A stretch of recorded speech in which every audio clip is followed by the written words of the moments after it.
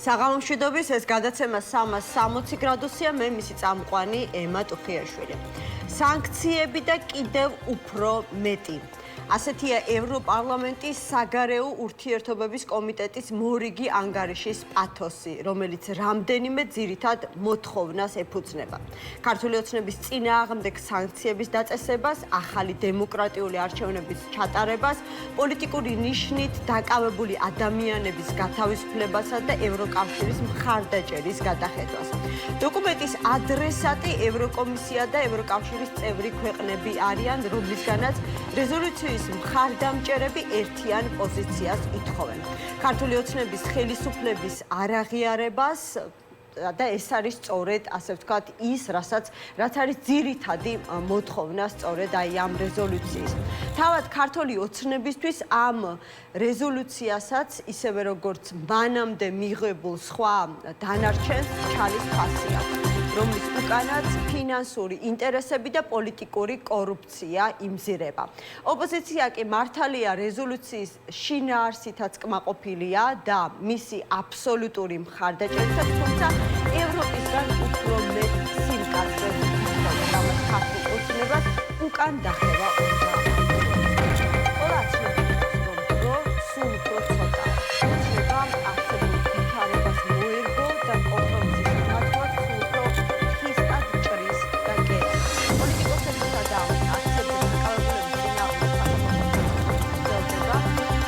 ტელევიზიებს კომუნიკაციების კომისიაში უჩვენიან ტელესამყაროებისა და ჟურნალისტების მიერ გამოყენებული ტერმინოლოგიის გამო და არც შიდა დონეზე საკადრო წმენდას აკლებენ ხელს. მთავარი პროკურორი გენერალური აუდიტორის თანამდებობაზე გაამწევს. მისი წინამორბედი ფინანსთა სამინისტროში ერთ-ერთ მოახდები მეექვსე მოადგილე. თანამდებობას ტოვებენ მთავარი პროკურორის მოადგილეებიც. სამთავრობო ცვლილებების კარუსელი უკვე იმ ექსტრემალურ ატრაქციონს დაემსგავსა, სადაც უსაფრთხოებისთვის მხოლოდ ღვედის შეკვრა არ კმარა. როდის გააჩერებენ და ჩამოსვამენ, ვიღაც სხვას არავინ იცის. თუმცა, რა მიზანს ემსახურება საკადრო წმენდა ოცნების ხელისუფლებაში, ამაზე ჯერ მხოლოდ ვარაუდები არსებობს. სხვათა შორის არ არის გამორიცხული, რომ ოცნება საარჩევნოდ ორჯერ არჩეულ მერსაც კი შეელიოს და პოლიტიკური წარსულით ნაკლებად დამძიმებულ კანდიდატზე ჩამოვიდეს ფსონს. ამ და სხვა თემებზე ვსაუბრობთ გადაცემის სტუმრებთან ერთად. გია ხუხაშვილია ჩვენი გადაცემის პირველი სტუმარი. მოგესალმებით ბატონო გია, მადლობა გადაცემაში მონაწილეობისთვის. მოდი დავიწყოთ მთავარი პროკურორის გადაყვანით მთავარი აუდიტორის პოსტზე. ოპოზიციამ უკვე უწოდა ამას ჩამოლაბორანტება. ვერსიები ისევ აი ამ მასშტაბურ საკადრო ცვლილებებთან დაკავშირებით სხვადასხვა გვარია, დაწყებული იმით, რომ ქართული ოცნება სანქცირებულ პირებს იშორებს მაღალი თანამდებობიდან, დამთავრებული იმით, რომ კობახიძე იმყარებს, ასე ვთქვათ, ძალაუფლებას და თავის გარშემო ყველა სახელისუფლებო შტოს, ასე ვთქვათ, საკუთარი კადრებით განამტკიცებს. თუმცა ძალიან საინტერესოა თქვენი მოსაზრებაც, რას შეიძლება საბოლოო ჯამში ემსახურებოდეს ეს საკადრო ცვლილებები, რომელსაც ბოლო არ უჩანს. მე ვფიქრობ, რომ და ეს არ არის ახალი, ხო? ეხლა მე თავიდანვე, როდესაც ეს პროცესი დაიწყო, ვიყავი იმაზე, რომ ეს არის ბიძინა ივანიშვილის ერთგვარი ტაქტიკური თამაში, ხო? ტაქტიკური თამაში. საკმაოდ რთულ პირობებში უწევს დღეს, ხო? გლობალური გაგებით, მოდით ესე ვთქვათ, არა შიგაპოლიტიკური, არამედ გლობალური გაგებით ქართულ ოცნებას ნავიგაცია, მიმდინარეობს რეჟიმის ჩაბეტონების პროცესი, ანუ ინფრასტრუქტურა იმისათვის, რომ დაიწყოს ეს ესე რომ ვთქვათ, პრესინგი გაძლიერდეს, ხო? საზოგადოებაზე, პოლიტიკურ კლასზე და საერთოდ ყველაზე ინდივიდებზე, მათ შორის ეს საკანონმდებლო და ადმინისტრაციული ესე გააწყვეტილებები მიღებულია, ეხლა ამას სჭირდება რეალურ ცხოვრებაში იმპლემენტაცია, ხო? ზეწოლის მექანიზმები უკვე ჩართულია, დაკანონებულია. ხო და ეს არის რთული პროცესი, რომელსაც შეიძლება ჰქონდეს როგორც პოზიტიური განვითარება, ასევე ნეგატიური განვითარება, შესაბამისი რეაქციები ქვეყნის შიგნით და ქვეყნის გარეთ. და ბიძინა ივანიშვილს ამ პროცესში ჭირდება ერთგვარი მანევრი იმისათვის, რომ არა მხოლოდ პოზიტიური განვითარების შემთხვევაში კონდეს თამაში, არამედ ნეგატიური განვითარების ვარიანტშიც მას გარკვეული დიაპაზონი იმისათვის, რომ კიდევ რაღაცა რესურსი დაიტოვოს, კონდეს. ამიტომ ის ეხა ახდენს მაქსიმალურად დისტანცირებას ძალაუფლებიდან მის პერიოდში, ანუ მასთან აფილირებული კადრები გაყავს სისტემიდან და მთელი პასუხისგებლობა აი ამ პროცესზე გადააქვს ყობახიძეზე. ხათაშორის დღეს კახი კალაძესაც კითხეს გაბიტაშვილის ასე ვთქვათ გადაყვანასთან დაკავშირებით. კახი კალაძე აღარ არის ის გამოუცდელი პოლიტიკოსი, როგორიც იყო მაგალითად 2012 წელს, ანუ არ იტყო და იმაზე მეც რისი თქმაც არ სურდა გაბიტაშვილზე კომენტირებისას, მან თქვა, რომ ისიც ვერ იქნება მთელი ცხოვრება თბილისის მერი, რომ სხვა თანამდებობაზე გადავიდე, რა არის ამაში პრობლემაო, რაც ბევრმა ჩათვალა გარკვეულ წინაპირობად იმისა, რომ შესაძლებელია საევაკუაციო გეგმას ამზადებს კახი კალაძე და ქართულ ოცნებას ადგილობრივ არჩევნებზე სულ სხვა მერობის კანდიდატი ყავდეს. ხო, ეხლა მე არ მგონია, რომ ამაზე რაღაც გააწყვეტილება იყოს, ან კახი კალაძეს კონდეს გააწყვეტილი, ან ხელისუფლება პოლიტსაბჭოს კონდეს, ან ბიძინას კონდეს გააწყვეტილება მიღებული, რატომ? იმიტომ რომ მოცემულობა კიდევ შეიძლება შეიცვალოს გარკვეულწილად, არავინ არ იცის, ხო? ვინ მიდის არჩევნებზე, ოპოზიციური პარტიები რას იზამენ, ასე შემდეგ და ამ შემდეგ და აქედან გამომდინარე, რაღაცა ესე რომ ვთქვათ, ესე ჯერჯერობით გააწყვეტილების მიღების პროცესია ეს ყველაფერი, ხო? კახი კალაძემ ეს თქვა არა იმდენად ჩვენ გასაგონად, არამედ მე ვფიქრობ თვითონ ხელისუფლების გასაგონად გააკეთა ეს კომენტარი. ეხლა მისთვის ეხლა წასვლა პრინციპში ცუდი არ იქნებოდა ეს, ვეროთ რომ მასაც აქვს ცუდი მოლოდინები, გაცლა ჯობია ამ დროს, მაგრამ მას აქვს ის პრობლემა, რომ ის რომ გავიდეს საკმარისი გარანტიები უნდა შექმნას მანამდე იმისათვის, რომ ხელშეუხებლობა მოიპოვოს, იმიტომ რომ სავარაუდოდ მერიაში ისეთ საქმეები კეთდებოდა, რომ იქიდან წასვლა სერიოზულ ესე რომ ვთქვათ თავისუფლების რისკებთან არის დაკავშირებული, მოდით ესე ვთქვათ, ხო? როდესაც აი ბატონო კი აქვე ჩაგეკითხებით რა ეს თემა რომ უფრო ასე ვთქვათ შევავსოთ, ეს რომ მხოლოდ ეს განცხადება რომ ყოფილიყო, შეიძლება ვთქვათ რომ არ არის საკმარისი საფუძველი რაღაცა ვერსიებზე ვისაუბროთ, მაგრამ როდესაც ორი გარემოება ემთხვევა ერთმანეთს, მგულისხმობ კახი კალაძის მიერ ახალი კომპანიის კალა კაპიტალი თბილისის დაფუძნებას, ესეც ბევრისთვის მაჩვენებელია იმისა, რომ ის რაღაცნაირად ესე ღრმად არ წავა რა. რა თქმა უნდა, მას ურჩევნია ეხლა რომ გაერიდოს, ოღონდ კიდევ ერთხელ გავიმეორებ, გავიდეს ეხლა თამაშიდან ისე რომ ვიღაცამ იქ რაღაცა არ ამოუქეკოს ისეთი, რაც საციხოთ შეიძლება საციხო საქმეში კონვერტირდეს. ხო, თქვენ რა გონიათ ეხლა სისტემაში დღეს ვინც არის, ყველას უნდა სისტემაში ყოფნა? პირიქით გეტყვით 80%-ს უნდა ეხლა სისტემიდან გაქცევა. მაგრამ კარებს ვერ ხედავენ, რომ გაიქცენ, მე შეიძლება ძალიან მტკივნეული აღმოჩნდეს ბევრისთვის ისეთები აქვს ნაკეთები და აქედან გამომდინარე, ეს არ არის მარტივი გადასაწყვეტი, ხო? შენ ან უნდა იყო ხელისუფლებაში და შენი დანაშაულები რაღაცნაირად შენი კონტროლის ქვეშ კონდეს, ან თუ ვიღაცა ახალი შედის და რაღაცა გაქექა, ამას შეიძლება მოყვეს შესაბამისი შედეგები. მაგრამ ეს არ არის ბიძინა ივანიშვილის თამაშის ნაწილი, მე ვფიქრობ, კალაძის თემა, რატომ? იმიტომ რომ ბიძინა ივანიშვილს ფინალში ბუნებრივია განტევების ვაცებად გამზადებული ყავს, თუ ნეგატიურად გავითარდა მოვლენები და ეს მას დაჭირდა ეს ამ გეგმის განხორციელება, რაც ქვია, მოგენატრებად ბიძინა, ხო? ანუ როდესაც ესე რომ ვთქვათ, ყობახიძის დესპოტური რეჟიმი მთელი ძალით ამოქმედდება, ხო? ბიძინას აქვს თამაში, ესეთი მოგენატრებად ბიძინა, ანუ ეს შველელად მოევლია. ანუ სათადარიგო რეზერვს ქმნის ბიძინა ივანიშვილი, ეს ვერსია სულ უფრო მეტად, ასე ვთქვათ, საფუძვლიანი ხდება?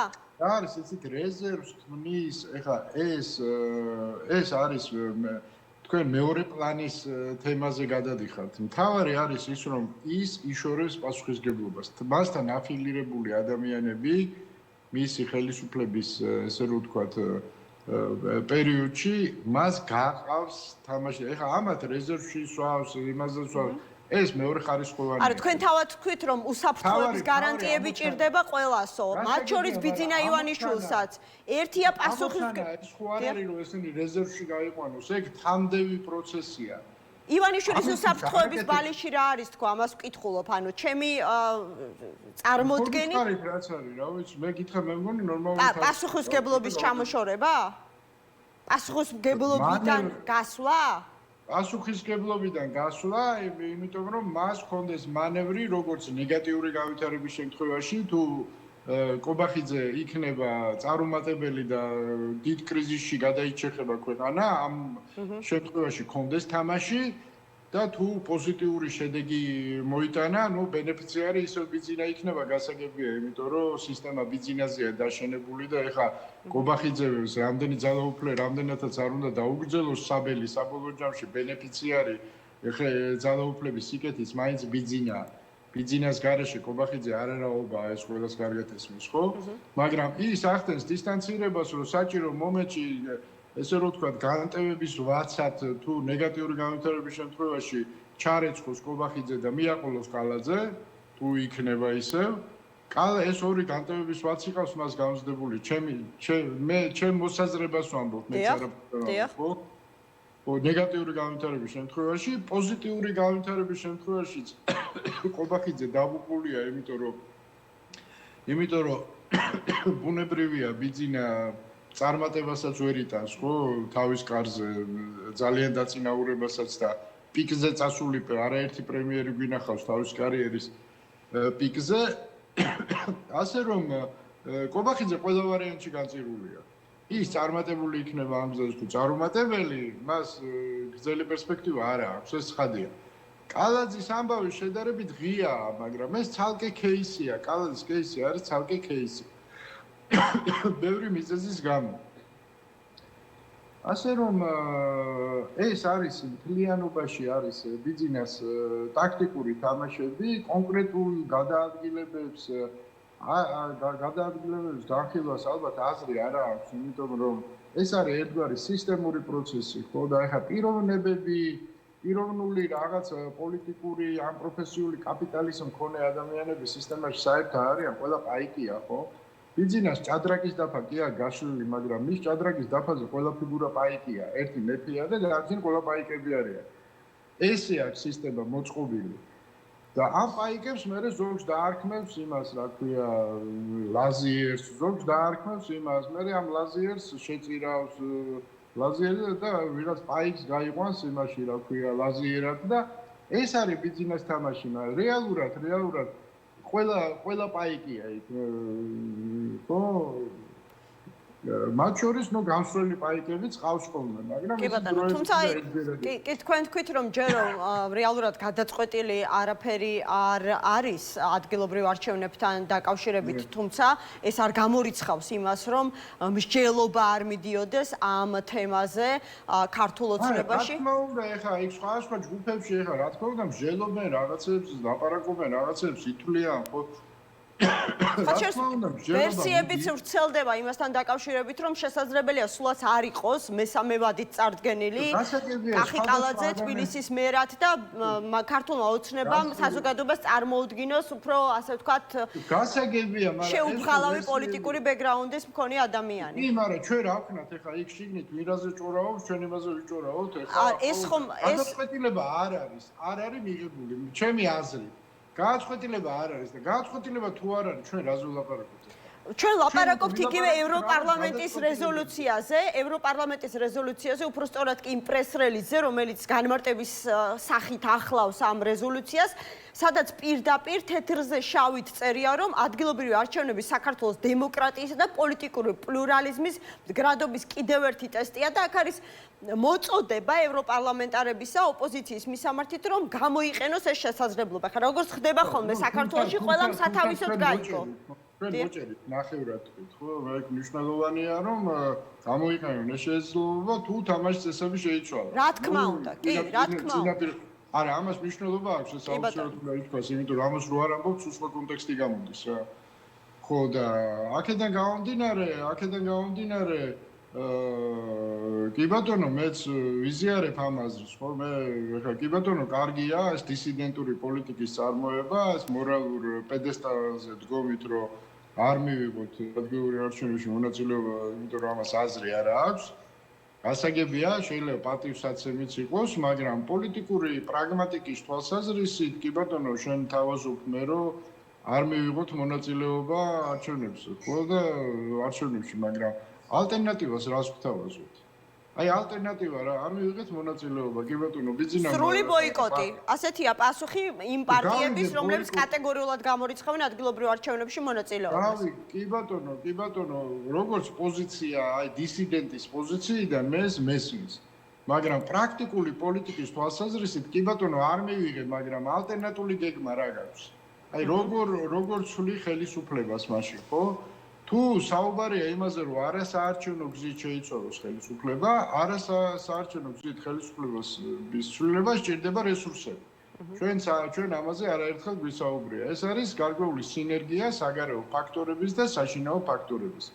საგარეო ფაქტორებთან დაკავშირებით, მეტნაკლებად ნორმალური მდგომარეობაა ამ მხრივ, აღიარება არ აქვს ხელისუფლებას, მაგრამ საშინაო ფაქტორებში რა ხდება?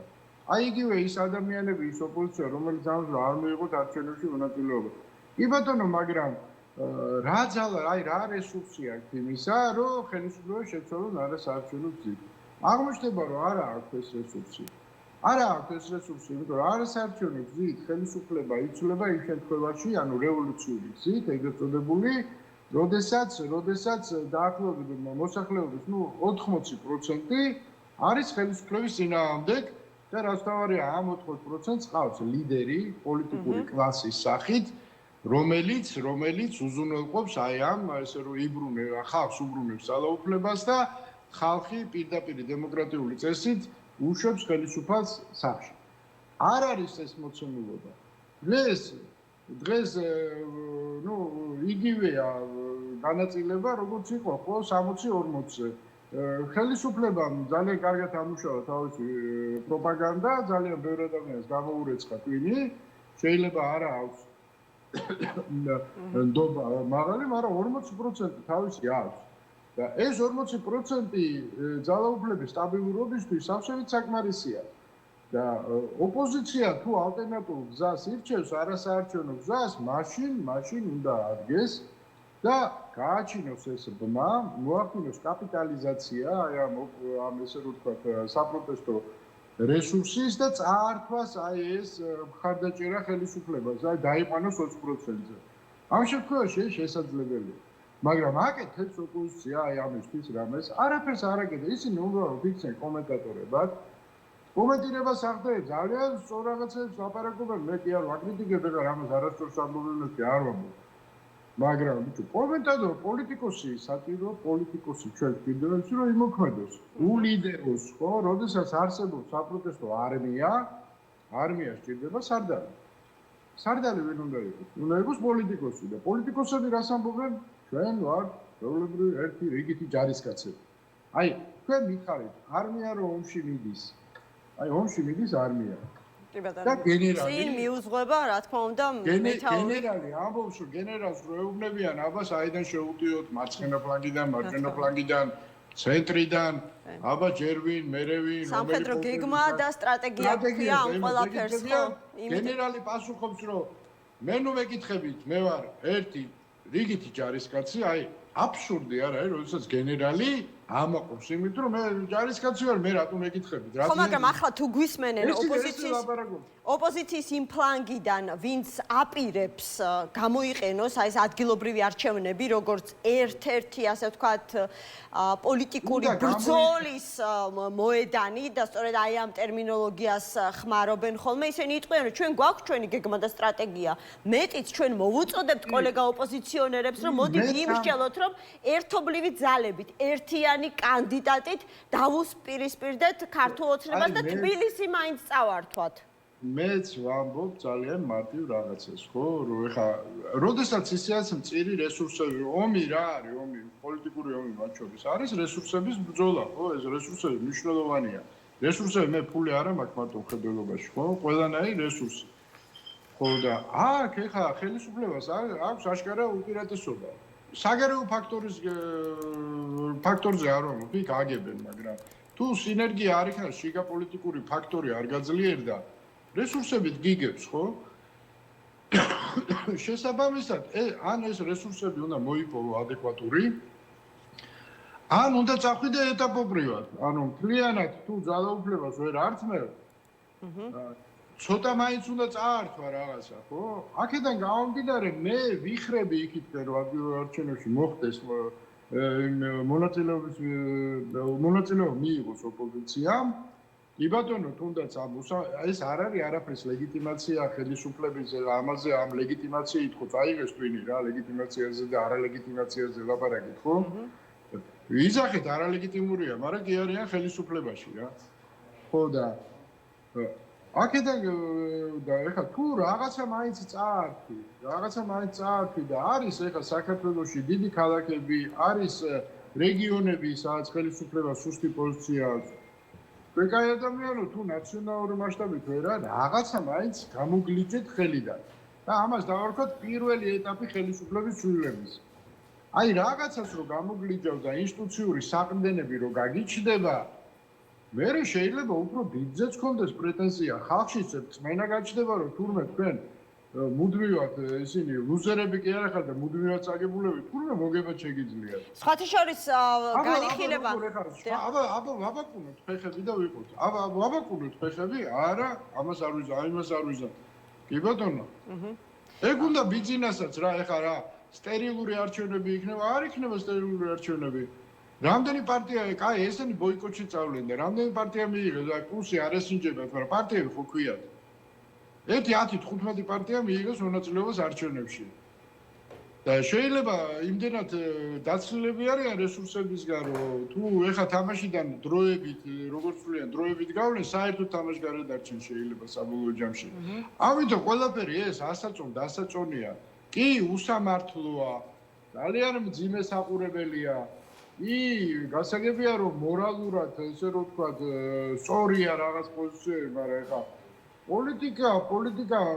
პოლიტიკაში მხოლოდ მორალური სტანდარტი და არაპროფესიული და ცივი გონებით გათვლით ეს მუშაობდა დისიდენტები 70-იან წლებში, 60-იან წლებში. ბატონო, აი ჩვენი საუბრის ბოლოს ერთიც მინდა გკითხოთ, რა თქმა უნდა, ხა ძალიან ბევრი ვერსია განიხილება, არსებობს ესეთი გავრცელებული ინფორმაცია, რომ რა თქმა უნდა, ქართული ოცნება ასეთი სცენარისთვისაც ემზადება, თუ კი გარკვეულწილად ოპოზიცია შეძლებს და ერთიან საარჩევნო ფრონტს შეკრავს, ამბობენ, რომ ქართულ ოცნებაში ეძებენ ისეთ კანდიდატს, რომელიც შესაძლებელია ოპოზიციის ერთიან კანდიდატს დაუპირისპირონ და ის იყოს მაღალ კონკურენტუნარიანი. მე არ მეგულება ქართული ოცნების ფლანგზე მის მხარდამჭერებში ხო იმდენად ნამუსგარეცხილი ადამიანი თან ავტორიტეტიც რო იყოს თბილისში. ეგეთი არ არსებობს ბუნებაში რა.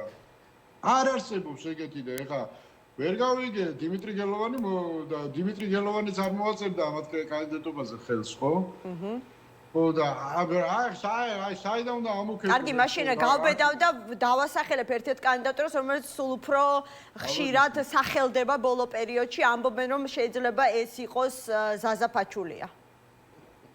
ნუ ეხა ეს კალბურთელები ეხა კაი ფეხბურთელი იყო ეხა კარგით ეს არის აი როგორ გითხრათ რა ეხა თუ თბილისი კიდე ამაზე ამ მარაზმზე ხელს მოაწერს ხო ნუ აღარ ყოფილა საშველი მაშინ იმის ღირსები ვარ სადაც ვარ კი ზაზაფაჩულია ჯიგარია კარგი კალბურთელია გვეამაყება ყველას მაგრამ არ არის რა ეხა წვენებში ყველას ადგილი არ არის ამ ერთმა ხო გადაჭამა ქალაქი რა სპორტსმენმა. ეხა კიდე ზაზაფაჩულია მინდა კაცო. ბიჭო, გვიამაყები, გვიყვარხარ ხო და შეირგე რა.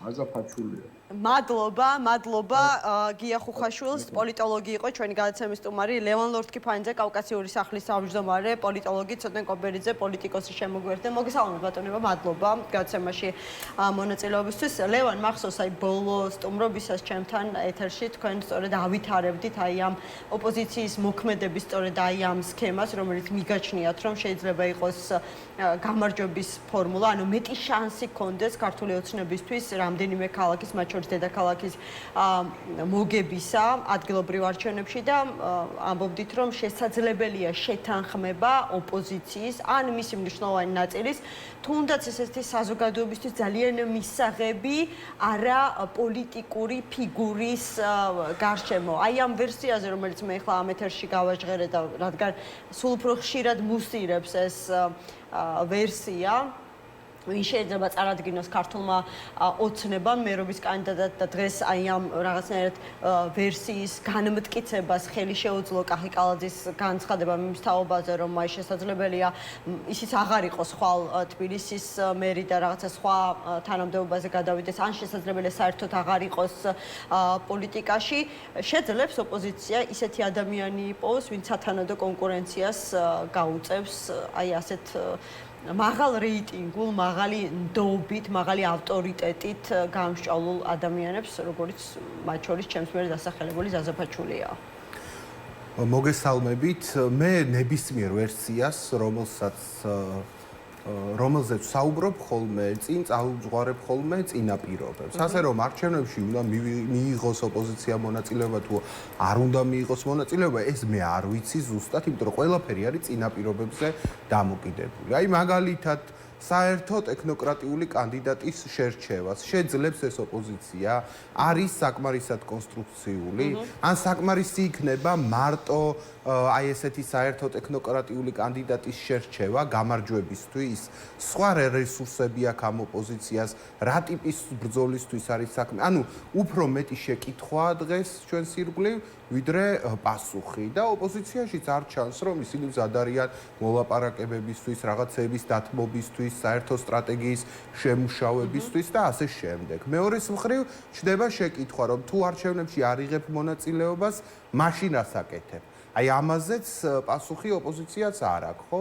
ჩვენ ვხედავთ, რომ აქციები და სანქციები არის ძალიან მნიშვნელოვანი მოვლენა, უნდა გაგრძელდეს, უნდა შენარჩუნდეს ეს სულისკვეთება და ეს მეთოდი და ეს იარაღი, მაგრამ ვხედავთ, რომ ის არ არის საკმარისი. ქართული ოცნების აი ეს ციხესიმაგრე სამწუხაროდ კვლავ ფეხზე დგას, უფრო ძლიერდებიან, აგერ ვხედავთ, რომ ერთი კლანისგან კომპლექტდება ყველა თანამდებობა, უფრო ცდილობენ, რომ აი ეს მოწინავეები ერთ გენერალს დაუქვემდება, რომ და დიახ და აქეთ რა ხდება, ხო? სრულიად გაუგებრობა. ნაწილი არ მიიღებს მონაწილეობას, ნაწილი მიიღებს მონაწილეობას, ბოიკოტი ბოლომდე არ შედგება და ასე შემდეგ. ასე რომ ძალიან ბევრი წინაპირობა არსებობს. რაც შეეხება ზაზაფაჩულიას, ზაზაფაჩულია კარგი ოჯახის შვილია, კარგი დედა ყავს და მე იმედი მაქვს, რომ დედამისი გაიყვანს გარეთ, დაელაპარაკება და იტყვის, რომ დაანებონ პოლიტიკას თავი ისეთმა სპორტსმენებმა, რომელთაც არასდროს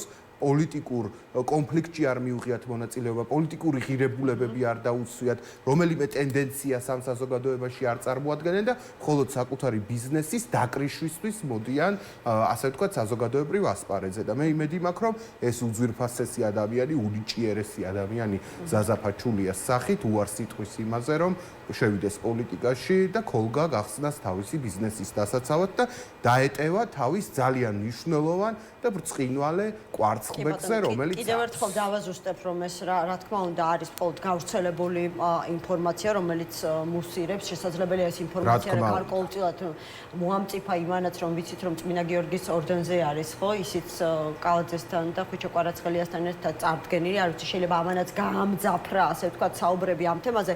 ცოტნე მე ვიცი თქვენი, ასე ვთქვათ, პოზიცია ადგილობრივ არჩევნებში ოპოზიციის მონაწილეობასთან დაკავშირებით, მაგრამ მას შემდეგ, რაც ბოლოს იყავით ჩემი გადაცემის სტუმარი, ბევრი რამ შეიცვალა.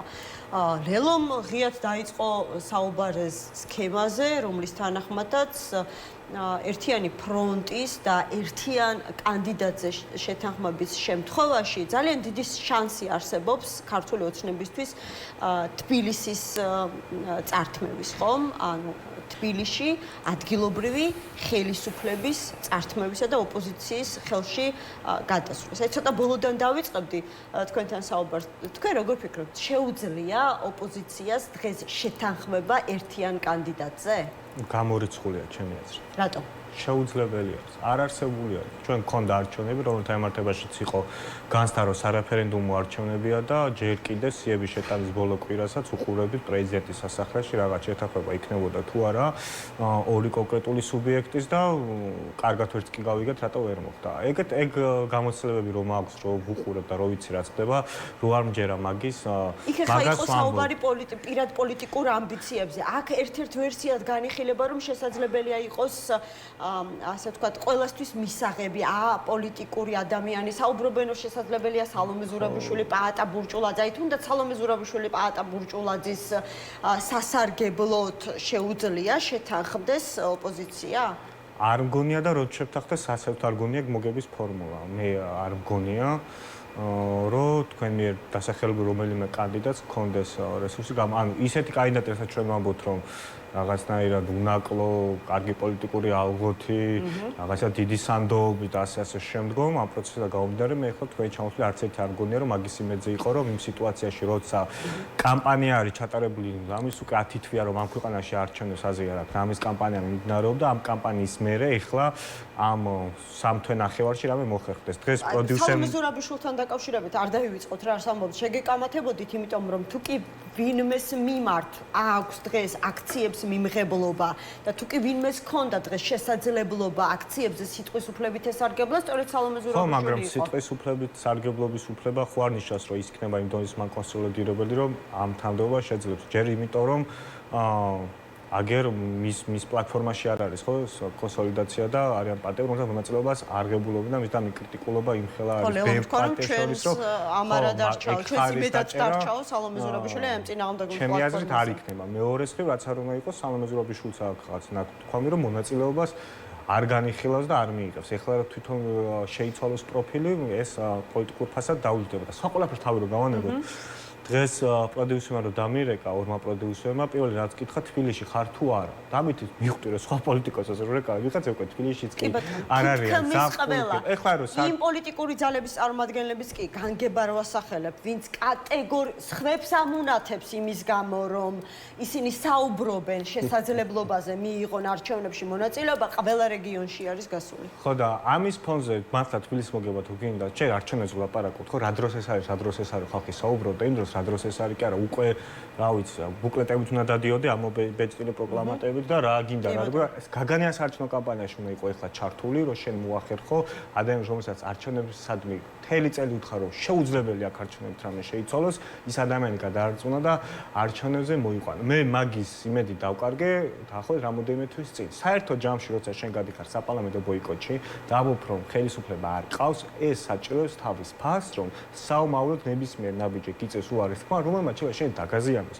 მე ყველანაირი არგუმენტი მეც რატომ არჩევნებზე არ გასვლა პოლიტიკური პარტია რომლის ერთ-ერთი მნიშვნელობა პარტიის ის არის სუბიექტი რომელსაც აქვს პოლიტიკური ინტერესი და უნდა ძალაუფლება და ამ ძალაუფლების მიღწევის გზად განიხილავს არჩევნებს და ან არჩევნებს განიხილავდა გადიოდა პარტია თუ არსებობთ არჩევნებზე ან არ განიხილავდა უნდა ამბობდე რომ აწყობ რევოლუციას აქ ამ სიტყვის თქმაც კი გეუხერხულება უკვე ისეა სათქმელი და მეორე არჩევნთა მიმართებაში ჩვენ დავინახეთ რომ საკუთარი ამომრჩეველიც კი არ მოდის ანუ მივა თუ არა ოპოზიციური პარტია არჩევნებზე დაირგისება თუ არა აზრი არ აქვს ამომრჩეველი არ მივიდა და ამიტომ გებულობთ ესეთ ბუნდოვანი მაგალითად ბუნდოვანია ნათქვამი ერთად ჩაინიშნოს საპარლამენტო და საკრებულოს არჩევნები იქამდე არავინ არ იჭორაოსო ჩვენ რო საარჩევნო კამპანიას ვატარებთ ეს საკრებულოს არჩევნებისთვის არის და ჩემეთ ესეც დატოვებული არის რომ 15 ივლისამდე დარეგისტრირდნენ პარტიები რომლებიც არიან არ არიან სუბიექტები და ამისათვის შეიძლება თქვას მე კიდევ რეგისტრირა რა მაგისტრის კი არ არის აი ჯერ არ ერთად ჩატარდება კიდე ბუნდოვანი იქნება ვინისთვის ემზადება და ეს დედლაინები არსებობს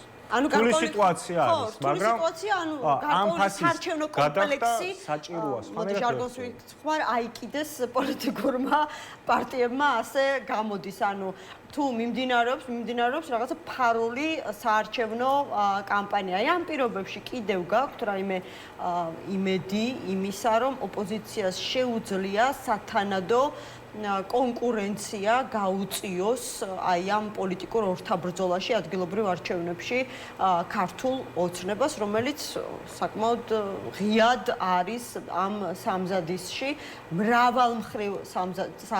მრავალმხრივ არის საარჩევნო სამზადისში და ცოტნე ძალიან სკეპტიკურად არის განწყობილი, რომ ერთიანი არ ვიცი, ფრონტი რომ შეიკრას, ძალიან გაუჭირდება ერთ რომელიმე კანდიდატზე შეთანხმება ოპოზიციას, იმიტომ რომ ყველას უჭირს საკუთარი პოლიტიკური ეგო დათრგუნოს რაღაცა საერთო მიზნის სასარგებლოდ. სამწუხაროდ ეს ძალიან თვალსაჩინოდ ჩანს. რა არის ჩვენი პოლიტიკური, ესე იგი, კლასის მთავარი ნაკლოვანება? აი, თქვენ ჩამოთვალეთ ყველა მათი ნაკლოვანება, ეგო, ამბიციები, ეს ერთი, მეორე, არაფრის დაგეგმა არ უყვართ, მესამე, არ შეუძლიათ რესურსების სათანადოდ გადანაწილება და შრომის გადანაწილება, არ შეუძლიათ თქვათ უკან დასახევი გზა დაიტოვონ და ყველა ხით წვავენ ხოლმე სხვადასხვა პოლიტიკურ საკითხებზე მსჯელობის დროს და ასე შემდეგ.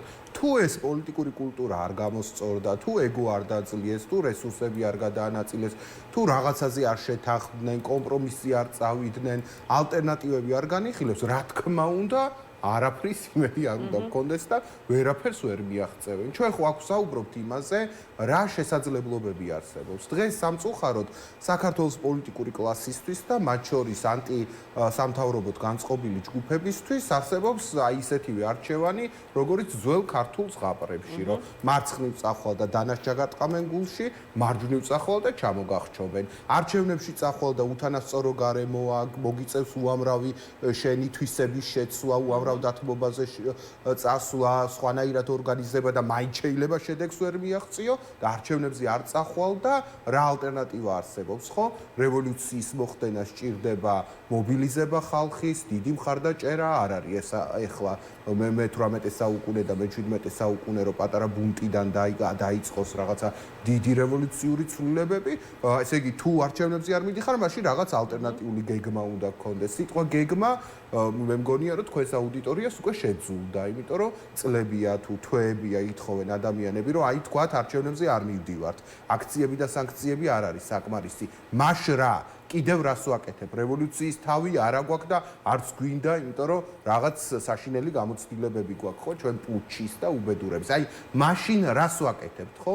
აი, ესე იგი, ცოტა მამაცი პოლიტიკოსი ეთყოდა თავის სამორჩეველს, რომ აი, ეხლა არის ძიმე მდგომარეობა, გამოსავალი არ არის, მე უნდა დავიწყო ჩემი სტრუქტურის მშენებლობა და მოვემზადო 1-2 წლის შემდეგ გენერალური დარტყმისთვის.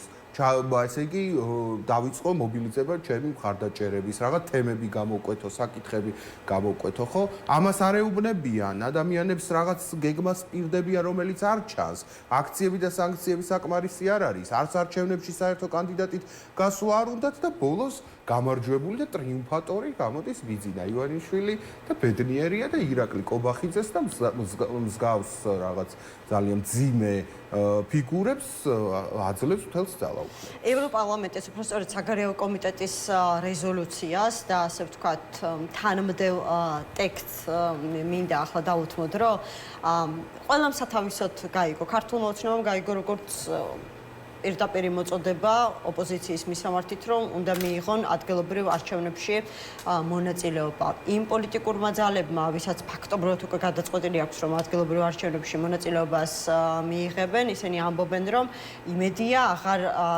იქნება საფუძველი ამ ევროპარლამენტის რეზოლუციის შემდეგ დაასრულდება უაზრო არგუმენტები, რომ ადგილობრივი არჩევნები ლეგიტიმაციას ანიჭებს ვინმეს, აი ესეთი მოსაზრება არის. ისინი ვინც კატეგორიულად გამორიცხავენ ამ ადგილობრივ არჩევნებში მონაწილეობას, ამბობენ, რომ აუცილებელია გაუმჯობესდეს, ასე ვთქვათ, საარჩევნო პირობები. არჩევნები უნდა ჩატარდეს პირობებით და პირდაპირი მოწოდებაც რომ იყოს, კოალიცია არ აპირებს შესვლასო, მოკლედ ეს გვარამიას განცხადება წინასწარ გაყალბებულ და სამშობლოს დამაზიანებელ კამპანიაშიო. ანუ ეს არის აი ეგ პირობები რა არის? აი მე თქვენთან მაქვს შეკითხვა, ყველაფერს აკვირდებით. ხო და იცით, აი რო ვამბობთ, რომ უკეთესი საარჩევნო გარემო. ვიცით კონკრეტულად ეს რას ნიშნავს? ან რა მეთოდებით შეგვიძლია მივახციოთ? ვიცით, რას გულისხმობს ოპოზიცია ამაში? ეგეც არ ამგონია, რომ საარჩევნო კომისიას, რომელიც დაკომპლექტებული იქნება რაღაცა სამართლიანი აი მაგალითად მთავარი პრობლემა წინა არჩევნებზე რა იყო, ხო? ამორჩევლის მოსყიდვა, პოლიციის ჩარევა, უშიშროების ჩარევა, კრიმინალური სუბკულტურების ჩარევა, იქ რაღაც манипуляციები ადგილობრივი თვითმმართველობის დონეზე, ადმინისტრაციული და საბიუჯეტო რესურსის გამოყენება. აი ამის შესაზღუდად არსებობს რაიმე საკანონმდებლო ინიციატივები ან მეთოდები, როგორ შეიძლება ეს გავლენა, ასე ვთქვათ, შევამციროთ არჩევნებზე, ან რესურსები, რომელიც არჩევნებზე იყო უკიდურესად უთანასწოროდ გადანაწილებული პოლიტიკურ ძალებს შორის. ამას შველით, აი ეს ამ პოლიტიკურ პარტიებს, რომელთაც უამრავი დრო ჰქონდათ ახლა ეს პროცესი თავისით მიდის ქუჩაში, ხო?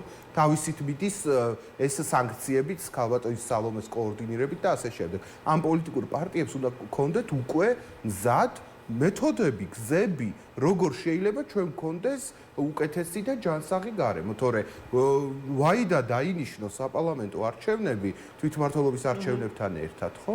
სათქმელიც არა აქვთ ამათ. რა არის შესაძლებელი, როგორ არის შესაძლებელი, ან როგორ მივდივართ ამ საპარლამენტო არჩევნებზე, ხო?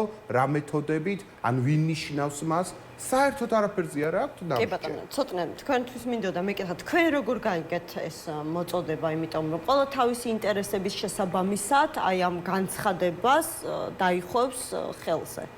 ну ზოგადად ამ განცხადებაში ახალი ჩემს არაფერია ზოგადად თუ გესმის ხოლმე არც ის გონია რომ საპარლამენტო ბოიკოტთან მიმართებაში განსხვავებული აზრი ქონოდათ ევროპელ პარტნიორებს. ევროპელებით ზოგადად ესეთი ბოიკოტი და მსგავსი გადაწყვეტილებები ნაკლებად მისაღებია ხოლმე მათ უყვართ პოლიტიკის კონსტრუქციული კეთების ფორმები. შესაბამისად გასაკვირი არაფერი არ არის. ქართულმა პოლიტიკურმა სპექტრუმ აირჩია განსხვავებული პოლიტიკა და ამასთან მიმართებაში სულ იქნება რაღაცნაირი რობერტ ჩაჯდება ზუსტად ერთ ერთ მესიჯი და მე ყველა გამოიყენებს სათავისოდ. არც აქ არ არის ახალი. ზოგადად იმ ხალხს უყვარს, როცა არჩევნები არსებობს ქვეყანაში. თუ არჩევნების თუ არ გაქვთ არჩევნებში თუ არ მონაწილეობთ, ну მაშინ რეჟიმი უნდა შეიცვალოს რა. ამიტომ რაღაც ნაწილში დრო რო გადის, მე უწევს რომ მიიღოს ის ქვეყანა ისეთი როგორიც არის, თუ იქ რჩება ხელისუფლება რა ფორმით რჩება, გაიგებს რომ ეს ესეთი ქვეყანა აღმოჩნდა და გათავდა. ამიტომ რაღაცა გასაკვირაფერი არ მოხდა ხა. რაზეც იყო საუბარი ახალია კარგი არჩევნები როგორია. აგითი შეიქმნა პლატფორმა, რომელსაც მე დაერქვა ფრონტი, იმპროც კიდე რაღაც დაერქვა და ეხლა მაგასთან მიმართებაში კაფეო მესიჯებს შეიძლება რაღაც წერა, მაგრამ მეც რო ჩემამდე ვარ პენეტრირდა, ესე იგი ნიშნავს რომ ამორჩეულებამდე საერთოდ კარგად არც არის ეგ გაგებული. თავარი არც არის ხოლმე რომ არ უნდა ჩატარდეს ბიძინა ივანიშვილის კონტროლ ქვეშ, ხო ეს წინადადება. არ ჩატარდეს ბიძინა ივანიშვილის კონტროლ ქვეშ, ამას მე ბიძინა ივანიშვილს ვერ მოვთხოვ. ამას კაცს რატო უნდა მოთხოვო ეგ თვითონ იმას, ვინც არ უნდა აკონტროლოს, ხო? ის იძულებული უნდა იყოს, თვითონ სიტუაცია უნდა მოიტანოს ის, რომ ბიძინა ვერ აკონტროლებდეს ვერც ერთ ინსტიტუციას, რომ ვერ ახერხებდეს პარტიამ გამოიყენოს სახელმწიფო მის ხელთ ყველანაირი რესურსი, რაც ახლა იქნა ჩამოთვლილი და ამას მოთხოვნა კი არ ჭირდება, რომ წაუყენო ბიძინას, არამედ ამას ჭირდება, რომ შენი ქმედებებით ეს სიტუაცია დააყენო. თორე არც ერთ მაგ მოთხოვნას რო წავმიყენებ, რაღაც ვთხოვ, თუ ეგ ეგრეხდება, ხო მე ჩემი რა გასაკეთებელი, ესე იგი მე ჩამოვიქეცი. მაშინ ჩამოაქციო ბიძინა. ის პროცესი აქვს ოპოზიციას. ის პროცესი რაც დეკემბერში არსებობდა, ეგ არის ხოლმე იქითკენ მიდრეკილი, რომ ის ხალხი ნელ-ნელა ტოვებს, მე ოპოზიციურ მედიაში ერთვებიან, რაღაც სყვებიან და ნახავ რომ სისტემა ნელ-ნელა იშლება. აი რაზეც წასულმა შინაგან საქმეთა მინისტრმა ხა განაცხადა, რომ აი ნახე როგორ პერიოდს გაუძელიო 90-იანების მერე ეგეთი ნანახი არ გვაქვს, ეგ თავისიანებს რო უთხრა, რომ დამაფასეთ რა სიტუაციას გაუძელიო. აი ეგ სიტუაცია არის ერთი, რომელიც მაგალითად ანგრევს, ან ეგ სიტუაცია თუ არ არსებობს, შენ მეურვეს ხო იმდენად იზრდები ყოველდღიურად, იმდენად მატულობ, რომ შენ ამორჩეველი, შენი გრძნობს ქვეყანაში სუნერო ნებისმიერ არჩევნებში, ნებისმიერ ფორმატში გადახევ და გახევ ქართულ ოცნებას. ან ესე რევოლუციურ მომენტუმით ტარდება არჩევნები, სადაც ეგ იგრძნობა, რომ შენ ელექტორატ ყველაფრიანად მოუგებ, ვერაფერი ვერ უშველის, ან ესე რაღაცა პირდაპირ ჩხუბი რაც იყო ქალაქში რაც ხდებოდა, ეს გრძელდება იმდენ ხანს, იმ ფორმით როგორც დეკემბრის თვეში არსებობდა. თუ არც ერთი არ არსებობს და არც მეორე, ახლა წეღანში როგორც თქვი, ის უფრო ზდილობიანი არგუმენტი იყო, მე გამახსენდება იმის შევარდნაძემ დაგვიბარო, შეხვალთ ისე იქნება და არ შეხვალთო ასეო, იქო. კაფეო და მაგ მდგომარეობაში შემყოფებით რა არ ვართ მარტო სიტუაციაში, მესმის, მაგრამ ამ ყველაფრის ფასის გადახდა გიწევს. ეხლა ამ ყველაფერს გადახდა უთის პოლიტიკურ სპექტრს, რთული არჩევნებს როგორ უნდა ისაუბრო, როცა ერთი წელი ადამიანს უნდა აზრი არ აქვს ამ ქვეყანაში არჩევნებს, ვერსაც ხადია ვერ დაუძახებ და აზრიც რომ ქონოდა ეხლა ფიზიკურად არ მოვა ეს ადამიანი და ვეღარც მაგას მოიგებ და ქუჩაში მიმართებაში ის ინვესტიცია არ ჩადებულა იმ თვეების მერე რაც იქამდე იდებოდა და ჩვენ გვახსოვს რომ პოლიტიკური პარტიები რაღაცა ვარიგებდით, ცხელი ჩაი, რაღაცა კარვები, ისე გაცილებით მეტად იყო ჩართული მენეჯმენტში. მე გადავერთით თრიან საგარეო აქტორებზე, რომ ეგ ტრამპი მოვა თუ ვინ მოვა და როგორ გადაწყდება ქვეყანა და ამ დროს გაგვეპარა ეგ მომენტი. ანუ შიდა პოლიტიკურ პროცესებს უბრალოდ აცდა მაგის ფასი გადახდა მიდის. ამიტომ რომ ყოველთვის ეს ქვეყანა შეიძლება ჯამში მაინც შენი მისახედია. აქ ჩვენ შიდა პოლიტიკაში მაშინ ბრუნდებით, როცა თქვა როგორი გურიაშიც მოხდა ხო თითოეულიანობა და ან ვიღაც მოხდება და ტრაგედია დატრიალდება. ჩვენ დიდი ტრაგედიების დროს ვიწყებთ ხოლმე აქ და აქ აბა რა ხდება და მოკითხვას პოლიტიკის. იმისი კი თუ გარეთ ვიყურებით და გარეთ ყურებისას ისეთი მესიჯიც იქნება, რაღაც ჩვენ არ მოგვეწონება, მე ამას დავგმობთ, ვინ ეკითხება რეზოლუციას და ისე დავიწყოთ ხოლმე ლაპარაკს, კაი ხალხი ლაპარაკობს და მე პირიქით საჩვენო რეზოლუცია ექნება და ვიტყვით რომ აი რეზოლუცია ყველაზე მთავარი. ამ არათანმიმდევრობას ადამიანები გრძნობენ, შეიძლება ყოველდღურად არ უსვედენ, არ ფიქრობდნენ, მაგრამ ზურგის ტვინით მაინც იგრძნობა და ეს ქართულს ალბათ ყველაზე ძლიერად გვაქვს განვითარებული და ამიტომ არ თქვათ იმ კრიზისში რა კრიზისშიც ვიმყოფებთ. ჯამში გზელვადიანად ოპტიმისტური ვარ, იმიტომ რომ ის დიდი გადატვირთვა შეუძლებელი არ მოხდეს აი ამ ხელა დიდი კრიზისის მე, როგორც სახელმწიფო ისე ოპოზიციურ სპექტრში და ეგ ჯამურად კაია, მაგრამ ამ სეზონში კონკრეტულად დიდი სერიალის ამ სეზონში ახლა რთულ სიტუაციაში ვიმყოფები და ამას ვერსად ვერ გავიქცევ. კი ბატონო, სულ უფრო ხშირად მესმის სხვათა შორის ასეთი შეფასებები სხვადასხვა ინტერპრეტაციით არსებულ ვითარებასთან დაკავშირებით, რომ ახლა ერთნაირად მძიმე არის, არ ვიცი, მარჯვნივ წახვალ რაღაცა თავს მოკვეთენ, მარცხნივ წახვალ იგივე ბედი გელოდება, თუმცა შესაძლებელია რაღაცა ფორმები იყოს განსხვავებული. აი მოდი ერთი წამით გავაკეთოთ დაშვება, იმიტომ რომ არ ვიცი, ნაკლებ სავარაუდოა, არ მინახავს ყოველ შემთხვევაში საქართველოს უახლეს ისტორიაში აი ესეთ ჯადოსნური ჯოხის მოქნევის ეფექტის მქონე გადაწყვეტილება, რომ არჩევნებამდე ოპოზიცია შეთანხმდეს ერთიანი ბრძოლის სტრატეგიაზე, ერთიან კანდიდატზე, რაც მეტნაკლებად გაზრდიდა მათ შანსებს ადგილობრივ არჩევნებში. თუ წარმოვიდგენთ, რომ არსებული სტატუს კო, როგორც ვამბობთ ხოლმე, ხო, არსებული მდგომარეობით მივედით არჩევნებამდე, ანუ ნაწილი მონაწილეობს ადგილობრივ არჩევნებში, ცალ-ცალკე, რა თქმა უნდა, გახარიას და ლელოს გულისხმობ, იქნება ამ შემთხვევაში პირდაპირი და უფრო ცხადი და მკაფიო და მეორე მხარეს არის ნაციონალური მოძრაობა და კოალიცია ცვლილებებისთვის, ვინც რჩებიან ბოიკოტის რეჟიმში. აი მე რა ხდება? რა ვიცი, რა გითხრათ, რა ხდება? არაფერი განსაკუთრებული არ მოხდება. თუ ესე იგი გულწრფელები არ იქნებიან ჩვენი პოლიტიკოსები ამომრჩევლების წინაშე. მე მგონია, რომ ის პარტიები, რომლებიც გადაწყვეტენ არჩევნებში მონაწილეობას, მაინც უნდა შეთანხმდნენ ერთიან ტექნოკრატიულ უპარტიო კანდიდატზე, ხო? იმიტომ რომ ქართული ოცნება აუცილებლად წაიყვანს ამ არჩევნებს, ესე იგი კანალიზაციის მხარეს, ასფალტის მხარეს და რაღაც ავტობუსების ბორბლები როგორ უნდა გამოვცვალოთ და დავამონტაჟოთ იმ მიმართულებით და აქეთ შერო დაუწყებ ადგილობრივი თვითმმართველობის დონეზე ლაპარაკს იმაზე ევროკავშირზე და იქ ანტონიო კოშტამ რა განცხადება გააკეთა და ასე შემდეგ, ეს არადეკვატურობა იქნება და ქართული ოცნების უძლიერესი მხარე არის, უნდა ვაღიაროთ ეს უბინძურესი, ძალიან ორგანიზებული პროპაგანდა, ხო? ასე რომ აი ეს უპარტიო ტექნოკრატიულმა კანდიდატმა შეიძლება ხელი შეუწყოს ამორჩევლების მობილიზებას. შეიძლება ოპოზიციამ პირდაპირ უთხრას ქართულ ამორჩევლს, რომ აი ჩემი მიზანია, რომ აქციების და სანქციების მიღმა თბილისში ბრძოლით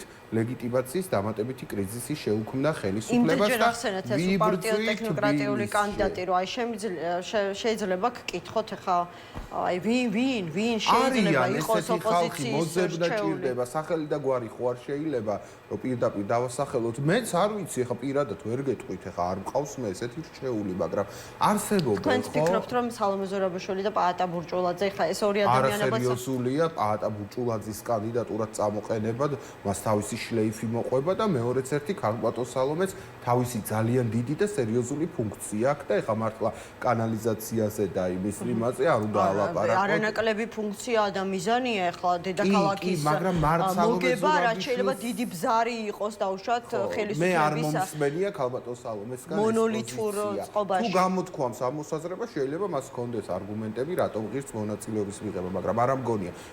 მე ვფიქრობ, რომ აი ის მოდელი უნდა გავაცოცხლოთ, თუ მაინც იღებენ მონაწილეობას ვიღაცები არჩევნებში, რაც ეწერა ამ ქართულ ქარტიაში.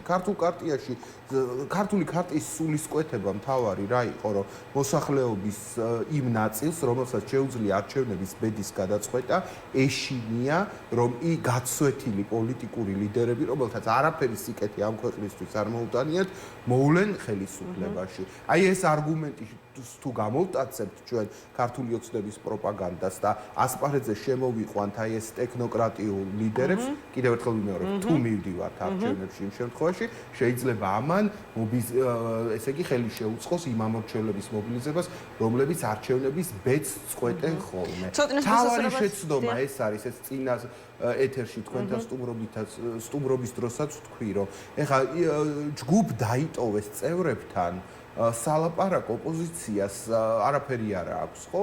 იქ ისედაც, ასე ვთქვათ, ეს ევროკავშირი, დასავლეთი, ეს ზოგადი პოსტულატები შეთანხმებულია და ის ხალხი მობილიზებულია, დარაზმულია, ქუჩაშიც გამოდის და ასე შემდეგ. გამარჯვება, თუ შეიძლება ამ რეჟიმის პირობებში სადმე მოიპოვო, მხოლოდ იმ შემთხვევაშია შესაძლებელი, თუ დაელაპარაკები იმ ადამიანებს, რომელთაც ხანდახან პოზიტივის და იმედისაც სჯერა და იმ ადამიანებს, ასე ვთქვათ, დაიჭერ, გადმოიყვან მხარეზე და დაარწმუნებ, რომ საშინელებას და ტყუილს და უბედურებას უსმენენ. ანუ, უნდა ველაპარაკოთ იმათ, ვინც აქამდე არ იყო ჩვენი მომხრე. თორე ვინც არის მომხრე ცვლილების, ხო? იმისი დარაზმა, რა თქმა უნდა, საჭიროა და იმასთან კომუნიკაცია საჭიროა, მაგრამ მარტო მათზე არ უნდა იყოს პოლიტიკური კლასი დამოკიდებული, რა. ხო, ცოტნე, აი თქვენი მოსაზრებას მაინტერესებს, აი რას ფიქრობთ? რაღაცა ქართულ ქარტიაში თავის დროზე ასახულ მოდელზე, თუმცა ის იყო უფრო განსაზღვრული და გამიზნული საპარლამენტო არჩევნების მოგების შემთხვევაში ოპოზიციური სამთავრობო კოალიციის ჩამოყალიბებაზე, ну ამ შემთხვევაშიც საუბარია კოალიციაზე, რომელიც გაერთიანდება უკვე ადგილობრივი თვითმმართველობის დონეზე. ანუ ტექნოკრატების მოყვანა და მათთვის ზურგის გამაგრება ოპოზიციისთვის იქნება უფრო მიმზიდველი იყოს ამ მომრჩევლისთვის და აი ეს რასაც ვეძახით ხოლმე ხო, უნდობლობა, ხით ჩატეხილობა, რომელიც გაჩნდა მოსახლეობასა და ოპოზიციას შორის, რაღაცნაირად მათ შეავსონ, ასე ვთქვათ, მათ აიღონ საკუთარ თავზე რაღაცა დამაკავშირებლის მედიატორის როლი. ნუ ჯერ დაუბრუნდები თავს, რომ ძალიან ცოტა დროა დარჩენდა, ხო უბრალოდ ადამიანი გააცნო რაღაცა ტიპი ცნობადობაც კი სერიოზული პრობლემა იქნება, იმიტომ რომ თითქმის სექტემბრის ბოლოს სტარტდება, ხო ოქტომბრის დასაწყისში, ოქტომბრის ბოლოსაც კი არ არის არჩევნები. მეორე მხრივ რაღაცა ტიპის, ნუ შეიძლება მაგას პოლიტიკოსი არ იყოს, მაგრამ უფრო გონია რაღაცა სოციალური ტიპის კაპიტალი უნდა გქონდეს, ხა იქ რომ ძალიან არ მიყვარს რაღაც სპორტსმენებს რომ ნიშნავდა ამ ქვეყნის პრობლემა მგონია რომ აწარმოებული ადამიანი თავის საქმეში აწარმოებული სახეობი გონია რომ წარმატებული არის. რატომ არ გაამართლა კახკალაძე არის ამის აი ნათელი მაგალითი. ვინ გაამართლა კახკალაძე გაამართლა? არა, მე გულისხმობ ქართული ოცნებისთვის ახლა გამართლებას იმას კი არ ვამბობ რომ ახლა მოსახლეობისთვის დაუშვათ კარგი მერი იყო. ანუ საუბრობ ხოლმე მათი პოლიტიკური გადასახედიდან გამომდინარე, რა თქმა უნდა. პრობლემა მგონია რომ ამორჩეველი იქცევა ეგრე რომ ცნობილი ადამიანი გონია ყველაფერში კარგი. რომ უყვარს ერთი რამის გამო და ამის ის ხდება სხვა საგნებზე გადატანა რომ იქაც კარგი ადამიანი. თუმცა არ მიყვარს ხოლმე არც იმას არ ვუხრო ოპოზიციამ ვინ მეგეთი დააყენოს. მაგრამ ბევრ თავს უმტრო ხოლმე სუმიფირა, აი ვინ იქნება ადამიანი, რომელსაც მე თვითონ მომეწონება, რომ ხმა მივც და მიჭერს მეგეთი. ამ წამს ეგრე რომ აი მაინც და მაინც ის და სხვებისგან კაფიოთ გამოვაცალკეო, არ ვიცი, ხსეთი ტექნიკური ადამიანი, როცა მე არ ვიცი, და ცხადად ეგეთი ბევრი იქნება, თუ მოხერხდება მისი რაღაცა დროის განმავლობაში პროდუქტა ჩამოყალიბება და ბევრი რამე ჭირდება, ხო, რომ ის ასარჩევ, იმიტომ რომ წარმოვიდგინეთ თბილისის მერმა თავისი ფუნქცია მათ შორის იმიტომაც შეიცვალა, რომ ყველაზე მაღალი ლეგიტიმაციის პიროვნება არის არჩევის კუთხით. მას შემდეგ რაც საპრეზიდენტო არჩევნები აღარ ტარდება, როცა მილიონიანი ქალაქი პირდაპირ წესით ირჩევს პიროვნებას, ის მხოლოდ მეურვე აღარ არის პოლიტიკური ტიპის სხვაცაც იმატებს. ამიტომ ამაზე საფიქრალი მაინც არის, იმიტომ რომ ეხლა მერი ვინც გახდება, თუ ჩატარდა არჩევნები, მაგჩატურ არჩევნებთ ოპოზიციური არჩეული პირი ვინც იქნება, ის იქნება ყველაზე ძლიერი პერსონა გახდება თელ ოპოზიციურ სპექტრში. არანაირი რაღაცა არც ფრაქციის ლიდერი ან რაღაცა გადალახული კოალიციის ლიდერი არაფერს არ წარმოადგენს იმასთან მიხედვით, რაც იქნება ყველაზე მეტი ხმის მიმღები ადამიანი ქვეყანაში. მეტი ეგეთი არჩევნები არ არსებობს და ამიტომ მაგის ილუზია ეხლა მე არ გამოჩნია, რომ ვიმე ტექნოკრატიულ ადამიანს ვიპოვოთ და არ დადეგები და რომ დაბრუნდებით ერთ თვეში. კარგი, გასაგები, ანუ ძალიან ბევრ ასე ვთქვათ თულს ხედავთ და ძალიან ბევრ ასე ვთქვათ პრობლემას იმაში რა წარმატებ, რა შედეგები შეიძლება დადოს აი ამ მოკლე დროში ოპოზიციამ, არ ვიცი, ცალ-ცალკე მიიღებს მონაწილეობას თუ ერთად. მაშინ აი თქვენი ახსნა როგორია, თქვენი ხო, არგუმენტაცია, ვერსია როგორია, რა мотиваცია ამოძრავებს იმ პოლიტიკურ ძალებს, ვისაც უკვე აქვს გადაწყვეტილი არჩევნებში მონაწილეობა, ერთად იქნება ეს თუ ცალ-ცალკე? ყველას ეხლა ამოცანა არის ჩემი აზრით გადარჩენის პოლიტიკა. თვითმაროს არჩევნები ზედ გამოიხატება, იმიტომ რომ ან რაღაცა დაიბადოს ახალი და კარგია ხოლმე პატარა ახალგაზრდა მოძრაობებისთვის, რომ რაღაცა თვითმმართველ ორგანოში პოპულარიზაცია მოიპოვოს.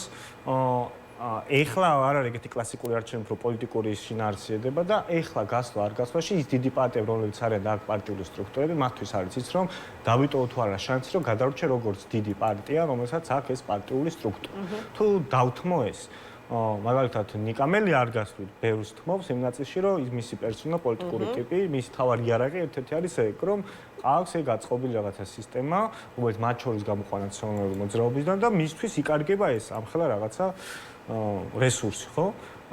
ლელოსთვისაც ეს არის ხა ჩემნაირად არის ბევრად მარტივი, იმიტომ რომ მე პირიქით, ჩემთვის პირიქით არის, რომ თუ ესე დიდი პარტიას ეხლა პარტიული აპარატიც არ ცეკვდება, მათთან კონკურენციაც უფრო ადვილია და რაღაცნაირად დარწმუნებულა ბევრი ადამიანი, რომლებიც ხა რეგიონებში ამ ფორმით არიან მიერთებული პარტიებზე, მათი აღარ მიერთება, შეიძლება დასვენებად კი აღმოჩნდეს ამ პარტიებიც და მართლა რესტარტი მოხდეს და მართლა პოლიტიკისადმი ხედვა შეიცვალ. თორემ მე მესმის მართლა ბევრი აქვს დასაკარგი, მარტივი არ არის. არ გასვლის შემთხვევაში ვინც არ გადის პარტია, ისიც არის, რომ მისი თავი გადაირჩნდეს ამ ფორმით, როგორც ყველაზე შეუგუებელი, ყველაზე მებრძოლი და აი ამ ნიშაში ჩაჯდეს.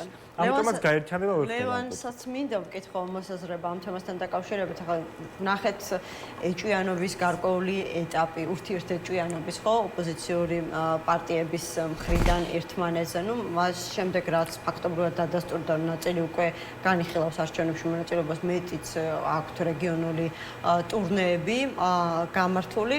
ხა მოვისმინეთ მათი ვერსიები თუ რატომ მონაწილეობენ არჩევნებში და რატომ მიდიან ამ წინასწარ წაგებულ ბრძოლაში ქართულ ოცნებასთან, უთანასწორო ბრძოლაში, უსამართლო საარჩევნო ბრძოლაში. თუ არ ვწდები ფედერალისტებმა თქვეს, თუ ვწდები ბოდიში ლელოსთან დაკავშირებით, რომ ლელოს თავარი მიზანი ადგილობრივი არჩევნების შემდეგ ნომერ პირველი ოპოზიციური პარტიის სტატუსი მოიპოვოს და აი მამუკა ხაზარაძემ შემდეგ უკვე 2028 წლის საპარლამენტო არჩევნებში პრემიერობის კანდიდატურისთვის იბრძოლოსო.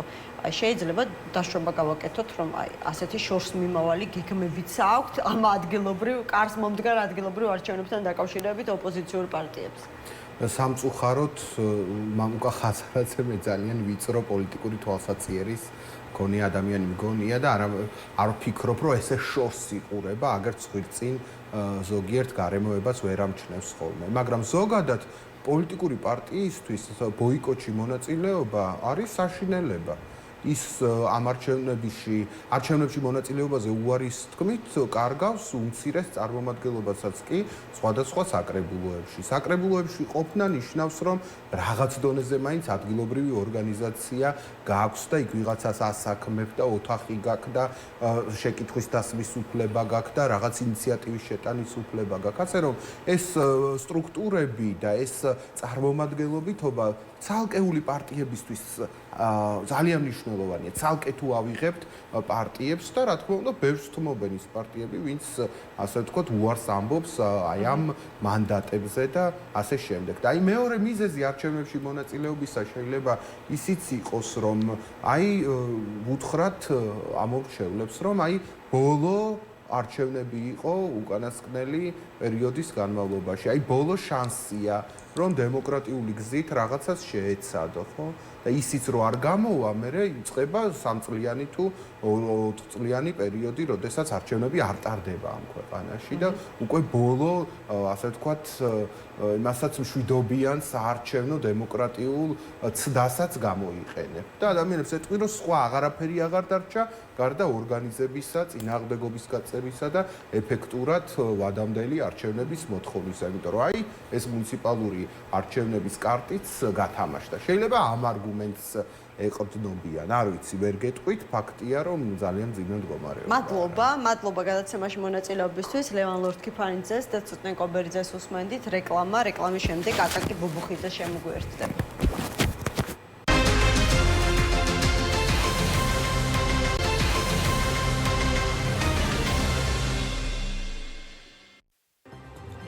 გადაცემა 360 გრადუსი დააბრუნდა ეთერში. ევროპარლამენტის საგარეო კომიტეტის მიერ მიღებული რეზოლუცია დღეს განხილვის საგანია. არ მხოლოდ რეზოლუციის ძირითადი ტექსტი, არამედ პრეს-რელიზი, რომელიც რეზოლუციას თან ახლავს, განსაკუთრებით ის ნაწილი, სადაც კეთდება მოწოდება ადგილობრივ არჩევნებში მონაწილეობასთან დაკავშირებით, ოღონდ გარკვეული პირობებით, ყველა პოლიტიკურ ფლანგზე სათავისოდ გაიგეს ეს მოწოდება, როგორც ხდება ხოლმე საკუთარი პოლიტიკური ინტერესებიდან გამომდინარე. ქართული ოცნებისთვის ეს პირდაპირ ნიშანია იმისა, რომ საერთაშორისო პარტნიორები მოუწოდებენ ადგილობრივ არჩევნებში საკუთარი პოლიტიკური ძალები მოსინჯოს ოპოზიციამ და შესაბამისად მათ მიერ გამოცხადებულ ბოიკოტს არ ეთანხმებიან. ოპოზიციის ნაწილისთვის ეს არის უთხოვარი მტკიცებულება იმისა, რომ ადგილობრივ არჩევნებში მონაწილეობა არ მონაწილეობა ვერავითარ ლეგიტიმაციას ვერ მისცემს წინა საპარლამენტო არჩევნებს, რაც უკვე მკვდარია მეორედ ვერ მოკვდება. ასეთი არის შეფასება ოპოზიციის ერთი ფლანგის მიერ და კიდევ ერთი ფლანგი ისევ საკუთარი პოზიციის ერთგული რჩება, რომ არავითარ შემთხვევაში ადგილობრივ არჩევნებში მონაწილეობას ისინი არ განიხილავენ. აკაკი ბუბუხიძე, ევროპული საქართველოს ერთ-ერთი ლიდერია ჩვენთან ერთად. მოგესალმებით, მადლობა გადაცემაში მონაწილეობისთვის. აი ძალიან საინტერესო თქვენ როგორ გაიგეთ საგარეო კომიტეტის მიერ გაჟღერებული ეს მოწოდება, რომ დემოკრატიისა და პოლიტიკური პლურალიზმის მდგრადობის კიდევ ერთი ტესტი არის მოახლოებული არჩევნები და ოპოზიციას მოუწოდებენ, რომ გამოიყენოს ეს შესაძლებლობაც. ხო, ძალიან უცნაური, ახლა შეიძლება მეც დამბრალდეს, რომ გავიგე ისე, როგორც მინდა. მე მგონია, რომ გავიგე ისე, როგორც წერია. ისინი არაფერს არ მოუწოდებენ ხელისუფლებას თუ როგორ წარმოუდგენიათ არჩევნები. და თუ არჩევნები ჩატარდება იმ პირობებით, ისეთ გარემოებებში, რომელსაც ეს რეზოლუცია ითვალისწინებს, ეს არის ჩვენი მოთხოვნაც, ხო? ოღონდ საქმე იმაშია და საქმე ის არის, რომ ესეთი გარემოებები არ არის და ესეთი გარემოებები არც დადგება ქართული ოცნების იძულების გარეშე. იმიტომ რომ ქართული ოცნება ან იძულებული გახდება, არ ვიცი როდის, არ ვიცი რა ხერხებით, გვაქვს ცდილობთ მოქმედებთ, ეს არის სანქციები, ეს არის ეწოლა ქართულ ოცნებაზე შიგნით თუ გარეთ, არ ვიცი რამდენ ხანს გაუძლებს ქართული ოცნება ამას, მაგრამ თავისი ნებით ქართული ოცნება ცხადია არ გადადგამს ნაბიჯს და არ ჩაატარებს ისეთ არჩევნებს, რომელშიც მას წაგება გარანტირებული ექნება. უფრო მეცაც გეტყვით, ნახოთ რა გააკეთა ქართულმა ოცნებამ 24 წლის არჩევნების შემდეგ მიიღო დრაკონული კანონები. ანუ საარჩევნო გარემო კიდევ უფრო გააუარესა. მე დაახლოებით მაგ წარმოდგენილი რატო შეიძლება შვებოდეს ამას ქართული ოცნება, აფუჭებს ძალიან ბევრს, რომ მერე დაიწყოს რაღაცეების გამოსწორება თუ ამის დრო ამის გარდაუვალობა მოუწევს და მოუწევს, ოღონდ გააჩნია მეორე ანუ საერთაშორისო წნეხის პირობებში შესაძლებელია დაიწყოს რაღაცეების გამოსწორებას, ოღონდ დაწერა, ხო? არა, დაიწყოს რაღაცეების გამოსწორება, ანუ აი დაიწყოს თითქოს თანამშრომლობა გამოსწორებაზე, ოღონდ იმდენად ბევრი ექნება გაფუჭებული, რომ ბევრის გამოსწორების მიუხედავად ბევრი ისევ გამოსასწორებელი დარჩება. ამიტომ ვიმეორებ ეს არის რა შეიძლება გამოიყენოს საამის შესაბამისად ქართულმა ოცნებამ, იმიტომ რომ ოპოზიციის ერთ-ერთი ამოცანა უნდა იყოს წინასწარ გათვალოს რა ნაბიჯები შეიძლება გადადგას ოპოზიცია იქნება ყარი და იქნება გაძლების უნარის მქონე. არაერთხელ მithქვამს, კიდე ერთხელ ვიმეორებ, მათ შორის ქუჩაშიც იგივე ისმის, უნდა გავძლოთ, იმიტომ რომ გამარჯვება არ მოდის ისე მალე როგორც ჩვენ გვინდა. მე მესმის იმ ადამიანებს, მე მახსოვს 2020 წელი. დღეს არის მყარი ოპოზიცია და ასე ვთქვათ, ხალხი არის მყარი. ხალხი არის მყარი და მე მგონია რომ ოპოზიცია ხალხთან ერთად განვიხილავთ ოპოზიციასაც. ოპოზიცია რომელიც სიმყარეს არ გამოავლენს, მოთმინებას არ გამოავლენს, ჩემის აზრით მათ მომავალი არ უწერიათ. ანუ მათ გულისხმობთ, ვინც საუბრობს უკვე ადგილობრივ არჩევნებში მონაწილეობას მიიღებს. იმიტომ რომ კიდე ერთხელ ვამბობ, დღეს არჩევნებში მოდი სიტუაციის მოდელირება გავაკეთოთ. კი ბატონო, მოდი გავაკეთოთ. დავუშვათ, რომ ტელეეკრანების წინ დაათვალა ქართულმა ოცნებამ ხმები. და ჰოი საოცრებავ, მოიგო ოპოზიცია. ოღონ ამის შემდეგ დათვლილ ხმებში მოიგო ოპოზიცია. ეს მოხდა საჯაროდ. ოღონ ამის შემდეგ იწყება პროცედურები, სადღაც გასაჩივრება, სადღაც უბნის გაუქმება. ანუ მერე ყველაფერი, რაც დაითვლება, მერე ყველაფერი გადადის ქართული ოცნების ხელში. საარჩევნო ადმინისტრაციები ქართული ოცნების არის, ცენტრალური საარჩევნო კომისია ქართული ოცნების არის, სასამართლოები ქართული ოცნების არის და ქართულმა ოცნებამ გაუქმებით გამარჯვება ოპოზიციის გადაიტანა დამარცხებაში. რას აპირებს ოპოზიცია ასეთ შემთხვევაში? ანუ ქართულ ოცნებას როცა არ ეშინია შიგნით და არ ერიდება გარეთ, რა არსებობს ბერკეტი იმისა, რომ ქართული ოცნება არათუ აქამდე არ მიიყვანს საქმეს და რა თქმა უნდა აქამდე არ მიიყვანს საქმეს, რომ დათვლაში წააგოს.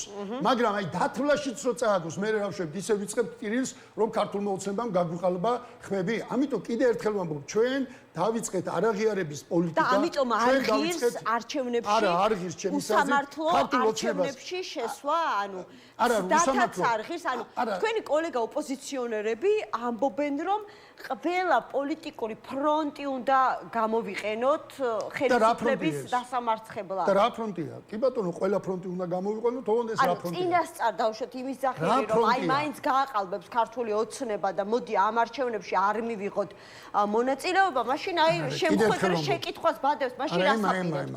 კითხარი რასაც ვაპირებთ. შესული ვართ უკვე, შევედით, ესე ვთქვათ, სიტყვა ჭაობი არ მინდა ვახსენო, მაგრამ შევედით ფონში, რომლიდანაც უკვე უკან დახევა შეიძლება უფრო უარესი იყოს. ეხლა არის მოთმინებაზე. ვის უფრო მეტად გვეყოფა პოლიტიკური მოთმინება? ქართულ ოცნებას და უფრო დიდხანს გაუძლებს წნეხს, თუ ოპოზიციას და ხვალესავე გამარჯვების და შედეგების დადების იმედით არ შევწყვეთ იმ პროცესს, რომელიც უკვე დაწყებულია. დავიწყეთ ეს პროცესი, არაღიარების პროცესი და ქართულ ოცნებაზე ზეწოლის პროცესი. 2020 წლისაგან განსხვავებით, მაშინ როცა მისიაზე ჩამოდიოდა, რომ შევეყვანეთ პარლამენტში. დღეს დასავლეთმა მიყოლებით შევიდნენ შემდეგ პარტიები. ეხლა ძალიან ბევრი შიშობს და ვარაუდობთ, რომ დასავლეთმა სურათი განვითარდეს. ხო და იგივე სურათი განსხვავებული მდგომარეობა გვაქვს. ხო ეხლა დასავლეთმა დაგვასრო კიდეც საქციების რეჟიმში.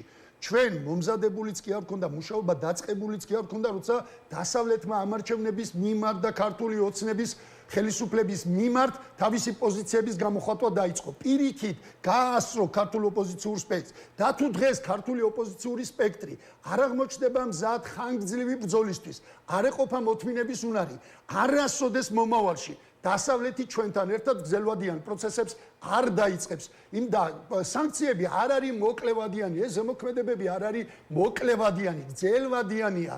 უძლებს ამას ქვეყნები, აგერ ჩრდილოეთ კორეა ათეულობით წლები ესეა. ამიტომ არჩევნობა ცოტა დროა დარჩენილი და არსებული მოცემულობა, განცხადებები, რომელზეც საუბრობენ პოლიტიკური პარტიები, რას კარნახოთ, რას აპირებენ ისინი? არა, არ ვიცი, ვით რას აპირებს. ისინი ამბობენ თვითონ, არ ვიცი, არჩევნებში მონაწილეობას ამბობენ, მაგრამ არ ვიცი ბოლომდე მიიღებენ თუ არა მონაწილეობას. რამ შეიძლება ასე ვთქვათ, შეაცვლებინოთ ეს პოზიცია? გონიერება, არ ვიცი, ნახოთ ამორჩევლის რეაქცია როგორი იქნება ამ განცხადებების მიმართ. და შეიძლება ერთი რამე ეშლებოდეს. მე მახსოვს 2020 წელი, როდესაც ხალხი ითხოვდა პარლამენტში არ შესვლას, მერე რო შევიდნენ პარლამენტში, ვინც არ შევედით, იმათ როგორი წინააღმდეგობა შეხვდა. იცი, აბა ეხლა როდემდე უნდა გვეყურებინა, ეხლა შესვლის დრო იყო უკვე. ანუ მოთმენის პრობლემა არსებობს და მე ვიცი ერთი რამ. ვიცი ერთი რამ, ეხლა შეიძლება მოსახლეობის რაღაცა ნაწილს, რადგან დაინახა, რომ თითქოს და არ იღებს ეს პროტესტის შედეგს, არადა სინამდვილეში ვიმეორებ, არ იღებს შედეგს მხოლოდ იმ ვადაში, რა ვადაც არის გასული და სამწუხაროდ ქართველებს ეგ ვახასიათებს, მოკლე ვადაში გვინდა. ჩვენ ისტორიაც ეგ არის, დილით დაწყებულ ბრძოლას სადღამოს ვაგებდით. ან დილით დაწყებული ბრძოლა ერთი ბრძოლაში მთავრდებოდა ბრძოლა და მეორე დღეს ხანგრძლივად გაგრძელება არ შეგვეძლო. მინახავს აფხაზეთშიც, როცა სანგრებს ავთხრიდით, იმიტომ რომ როდემდე უნდა ვიყოთ აქ და ვიმეორებ, რომ გამარჯვებული გამოვა ის, ვისაც მოთმენის მეტი უნარი აღმოაჩნდება. მათ შორის ოპოზიციის ორი ნაწილიდანაც ის, რომელსაც მოთმენის მეტი უნარი აღმოაჩნდება. მე ვიცი, რომ არსებობს პოლიტიკური ძალები, რომლებიც ამ არჩევნებში მონაწილეობის მიღებას არ აპირებენ, ისინი აპირებენ არაღიარების პოლიტიკის გაგრძელებას, ისინი აპირებენ ასევე საერთაშორისო ზეწოლის გაძლიერებისში მხარდაჭერის მოპოვებას, ოღონდ რა თქმა უნდა ხელშეგვიშლის ეგ ამბავი თუ ოპოზიციის ნაწილი ამ არჩევნებში მიიღებს მონაწილეობას. რაში შეიძლება გამოიხატოს ეს ხელის შეშლა, უბრალოდ შედეგები უფრო მაინტერესებს, მაგრამ მანამდე არაღიარების ნაწილთან დაკავშირებით. აი თქვენი ყოფილი ერთ დროს იყავით თანაგუნდელები, საკმაოდ ასე ვთქვათ, დიდი დრო გავიდა მას შემდეგ, მაგრამ ჰქონდათ შეხების წერტილები და საერთო ოპოზიციები. სალომე სამადაშვილი, რომელსაც საკმაოდ დიდი პოლიტიკური გამოცდილება აქვს, დიპლომატიური გამოცდილება აქვს, ის ამბობს, რომ იმედია ევროპარლამენტის რეზოლუციამ დაასროლა უაზრო არგუმენტი, რომ ადგილობრივი არჩევნები ლეგიტიმაციას ანიჭებს ვინმეს, ანუ საუბარია საპარლამენტო არჩევნების შედეგებზე. ნაწილობრივ შეიძლება დავეთანხმო იმას, რაც ლეგიტიმური არ არის, ლეგიტიმაციას ვერ მიანიჭებს, ოღონდ. აღიარება როგორ იქნება, ან არ აღიარება? ოღონდ ამ არჩევნების აღიარება თუ მოხდება, რომელიც თუ აღიარება ხდება ამ არჩევნების, მაშინ რას ვატარებთ? და ამ არჩევნების აღიარება და კონსტიტუცია აღიარებს ამ არჩევნებს, ანუ მათივე არგუმენტებით გესაუბრებით, რაც მომისმენია არჩევნებში მონაწილეობის 2024 წლის არჩევნებსაც აღიარებს კონსტიტუცია, იმიტომ რომ უნდა ჩატარებულიყო. აქ ვის აღიარებაზეა ლაპარაკი? ლაპარაკი არის საერთაშორისო აღიარებაზე, ხო? პარტნიორების მხრიდან დამოკიდებულებაზე. ეხლა თავის მოტყუილება იმითი, რომ ამით არ მოხდება მინიმუმ შერბილება დამოკიდებულების ქართული ოცნების ხელისუფლების მიმართ, როდის შეხვდით, მაგრამ ქართულმა ოცნებამ ჩაატარა, ვთქვათ, გადასარევად ეს არჩევნები და აქვთოვანდა ის, რა ქვია, დანარჩენი მსოფლიო. და რას ვამბობთ ამის მერე? ქართულ ოცნებას ვაცლით 2028-მდე, იმიტომ რომ უკვე გამოსწორდა და ჯანდაბას 2028-ს მაინც ჩაატარებს. კარგად, თუ მაინც ვითხოვთ ქართული ოცნებისგან არ ჩატარებული 24 წელს არ ჩატარებული საპარლამენტო არჩევნების მაგივრად ხელახალი არჩევნების ჩატარებას.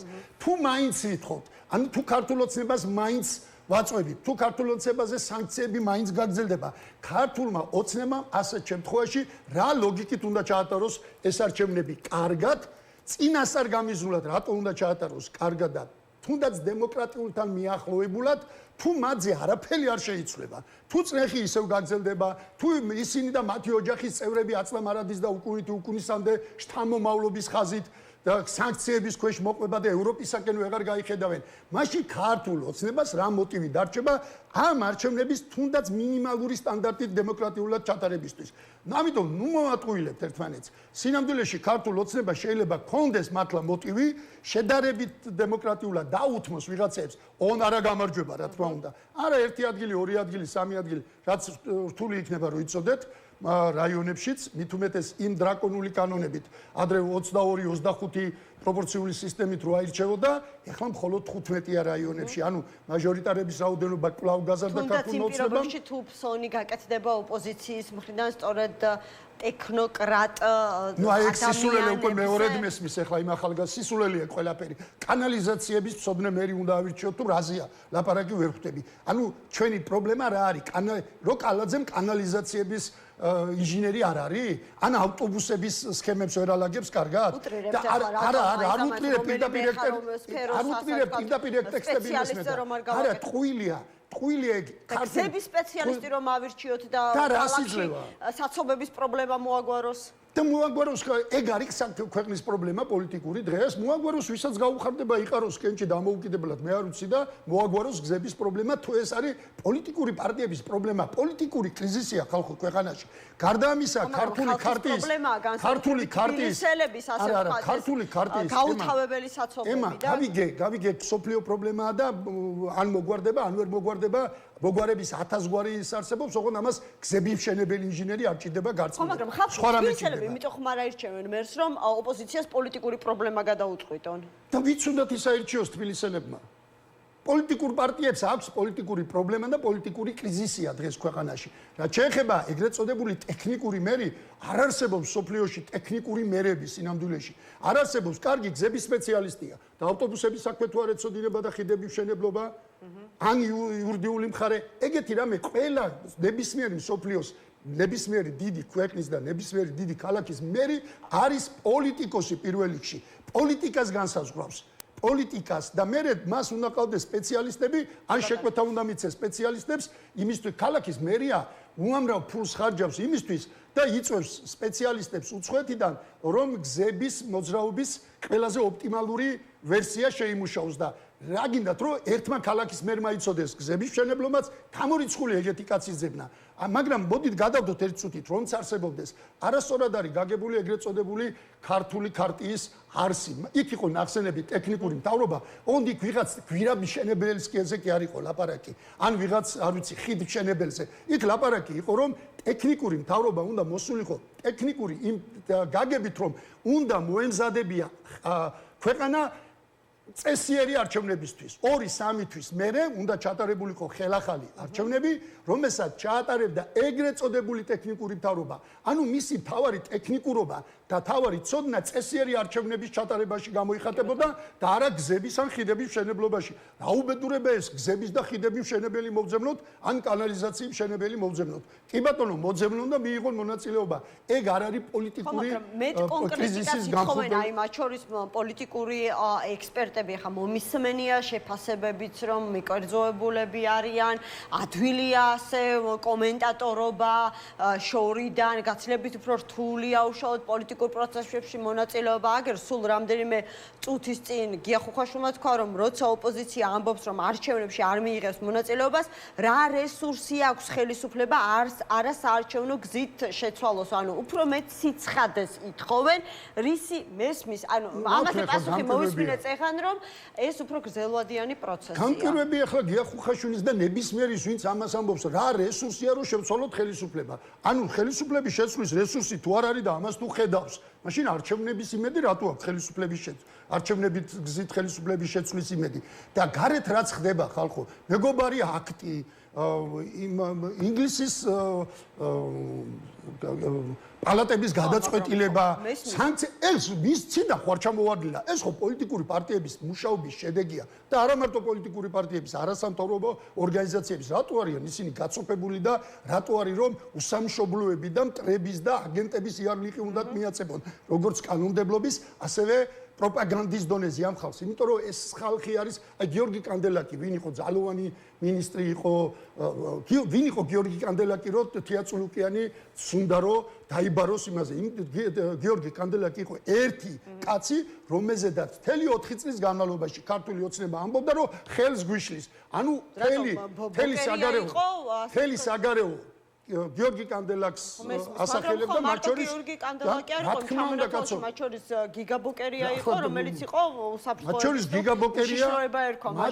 არა, ეხლა მერეზეა ლაპარაკი გიორგი კანდელაკის მიმართ ბოღმა აქვს სინამდვილეში, იმიტომ რომ ერთი გიორგი კანდელაკი ასე ასახელებდა ქართული ოცნება, რომ გიორგი კანდელაკი რომ არა, თურმე წარმატებული საგარეო პოლიტიკა ექნებოდა ქართულ ოცნებას. თუმცა ის უნდა ითქვას, რომ მე გამიკვირდა თეატრალუკიანის, როგორც აი ამ საგამოძიებო კომისიის თავმჯდომარის ლოიალობა, რომ მათ კეთილნებას მიანდო, ამ ადამიანების კეთილნებას მიანდო საგამოძიებო კომისიაზე გამოცხადება ან არ გამოცხადება. სიტყვა კეთილი ხუმრობით ახსენეთ თუ მართლა კეთილნების კეთილ ასეთი ტიპის განცხადება გააკეთა, მან თქვა, რომ თუ იმათ კეთილნებას გიგა მიანდო თუ ბუკერია, ლევან რამიშვილი, თია თუთბერიძე, გიორგი კანდელაკი, ჩიორა თაქთაქიშვილი. მათთან დაკავშირებით დაგვჭირდება კვლევა. თუ აქვთ სურვილი კომისიაზე მობრძადნენ, კარი ღია, ანუ დაელოდებიან მოწვევას.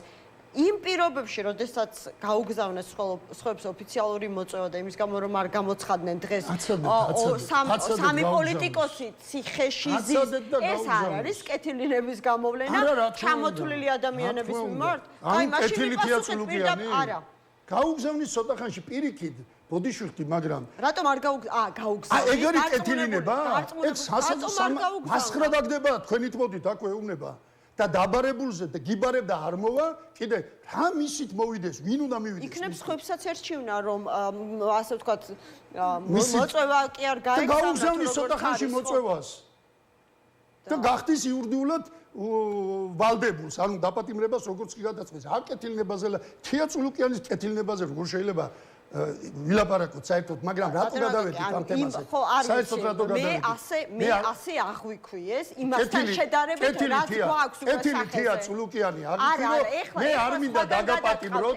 მე არ მინდა თქვენ დაგაპატიმროთ. ახდენთ ჩემი სიტყვების მე არ მithქვამს ამ კონკრეტულ შემთხვევაში რჩება შტაბეჭდილება დამიტოვეთ უფლება ჩემი ასე ვთქვათ პოზიცია მქონდეს, რომ იმ ადამიანებთან შედარებით, ვისაც როგორ ქვია ამას არ ვიცი მოწვევა გაუგზავნეს ოფიციალურად დაიბარეს, ვინც ოფიციალურად დაიბარეს საგამოძიებო კომისიაზე, ასე ვთქვათ, კომისიაზე და არ გამოცხადდნენ და ამის გამო დაიკავეს. კი ბატონო, ამ ადამიანებს ეუბნება, რომ შეუძლიათ კარიგიან, უდაელოდებიან მოწვევას და მობრძანდნენ. ამ ადამიანებს რას ეუბნება, რას მეუბნებით, რომ ამ ადამიანებს ეუბნება, რომ მე თუ თქვენ ოფიციალურად მოგიწვიეთ და მე ვიცი რომ თქვენ არ მოხართ, ამიტომ გახდებით დასაპატიმრებელი, ამიტომ მე თქვენ ოფიციალურად არ გიბარებთ, იქნებ მოხვიდეთ თქვენით. მაგრამ თან ვიცი ამდენი ცერემონია. მაიმუნია რა ქნა ეხლა რა, მაიმუნობს და რა უყო ეხლა, ემა მაიმუნობაზე მე მეკითხები რაში ჭირდება? მაიმუნია, უსაზიზნესი მაიმუნია თან, რომელიც თავისი ჭკუით ამაიმუნებს იმ ადამიანებს. ეგ პატივისცემა გონია იმ ხალხის? ამაიმუნებს. არა, მე არ მithქვამს რომ ეს ამიტომ პატივისცემა. კიდე ერთხელ მაგს აქციაზე ნუ მალაპარაკებ, უბრალოდ ვამბობ სხვა რამეს. არსებობს მე გიორგი კანდელაკის სხვა რამის გამოვახსენე. გიორგი კანდელაკი მუშაობდა ეფექტურად. გიორგი კანდელაკი დღესაც მუშაობს ეფექტურად. ეს მუშაობა ყოველდღიური რუტინული მუშაობის შედეგია, ის ყველაფერი გარედან ზეწოლა. ოღონდ მივიღებ თუ არა სასურველ შედეგს? არ ვიცი, ემა, როდის მივიღებთ, მით უმეტეს არ ვიცი, რამდენხანს გაუძლებს ქართული ოცნება, ამ წნეხს არ ვიცი, რამდენხანს გაუძლებს ქვეყნის ეკონომიკა, არ ვიცი, ოღონდ გაძლებაზეა თქო ვიმეორებ რა. ეყოფა თუ არა გარედან წნეხი მხოლოდ? არც ეს ვიცი, ოღონდ ამდენი არც ვიცი თითქოს, მაგრამ პატიოსნად ლაპარაკობ.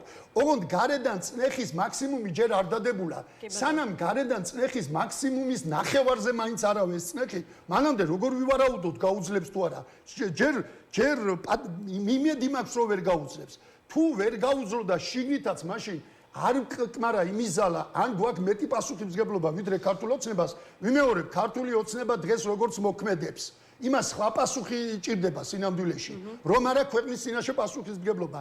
ბანდები მოქმედებენ ქუჩაში და ბანდიტები დარბიან ქუჩაში. ჩვეულებრივი ბანდიტები დადიან უბრალოდ პოლიციის ფორმა და ყველა პოლიციელს არ გულისხმობ, ვისაც გეკითხეთ თქვენს, ვეკითხები ყველა აღშფოთებულ პოლიციელს ვეტყვი, ვინც სიტყვა ბანდიტის და პოლიციელის ფორმის ერთად ხსენებაზე აღშფოთდება. დადასტურებით ვინმე ტყვის ნიღბის ქვეშ არაიდენტიფიცირებული, არანომრიანი პიროვნების უკან მართლა პოლიციელი იმალება თუ არა. მაშინ ექსპერიმენტი ჩავატაროთ, მითხრან რომელიმე პოლიციელის სახელი და გვარი, რომელიც ნიღბის უკან არის და თან არაწერია ნომერი. არ ვიცით ვინ დგას ამ ხალხის უკან და როცა ქვეყანაში ბანდები მოქმედებენ, ბანდებს სხვა პასუხი ჭირდება. ოღონდ იმ პასუხისთვის მე პირადად მზად არა ვარ. იმიტომ რომ და არის ვინმე მზად, აი როგორ ხედავთ ოპოზიციური სპექტრიდან. ესენი თუ ასე გააგრძელებენ, ვიღაცას ყელში ამოასხამს და მე მზად იქნება თუ არ იქნება, მე ვნახავთ მაგას. ოღონდ ვიმეორებ, რომ ქვეყნის წინაშე პასუხისმგებლობის გამო, ან ვიღაცამ შეიძლება ჩათვალოს ჩვენი სისუსტის გამო, ჯერ ამისთვის მზად არა ვარ. ვერ გავგლიჯავთ ამ ქვეყანას ქართული ოცნების უპასუხისმგებლობის გამო. ერთხელ მოხდა ეს 90-იანებში დემოკრატიის სახელით სხვათა შორის და არ მივიღეთ კარგი შედეგი. მადლობა. და ამით აშინებს სხვადასხვა ქართული ოცნება და ამაზე აპელირებს ქართული ოცნება და ამით სარგებლობს ქართული ოცნება. დღეს პაპუაშვილი ლაპარაკობს, რას არ გაემიჯნა ევროისო, რა ქვია? გაეროს რაზე ამბობთ? ევროკავშირი, კაჩინსკის რა ტერმინი იხმარა სპეციალური სიძულვილის და განხეთქილებას არ გაემიჯნაო. ამაზე ლაპარაკობს ქართული ოცნება? სიძულვილის და განხეთქილების დამტესავი ამ ქვეყანაში. მადლობა. აკაკი ბობოხიძეს, ევროპული საქართველოს ერთ-ერთი ლიდერი იყო ჩვენი გადაცემის სტუმარი. სულ ეს იყო ამ დროისთვის. პარასკევს დაგიბრუნდებით გადაცემას 360 გრადუსით. თუმცა ხვალ შევხვდებით ერთმანეთს პალიტრანიუსის ეთერში ზუსტად 13 საათზე ვისაუბრებთ ბიზნესსა და ეკონომიკაში მიმდინარე აქტუალურ მოვლენებზე.